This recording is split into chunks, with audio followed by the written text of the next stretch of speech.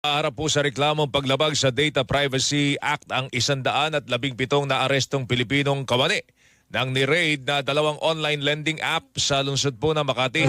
Ayon kay Dr. Winston John Casio, tagapagsalita ng Presidential Anti-Organized Crime Commission o PAOK, ito'y kaugnay ng abusadong paniningil ng utang sa kanilang mga kliyente.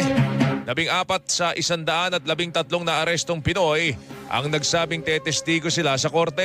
Ayon sa mga biktima, paalala ng paalala ang harassment palala ng palala ang harassment na kanilang natatanggap sa online lending app.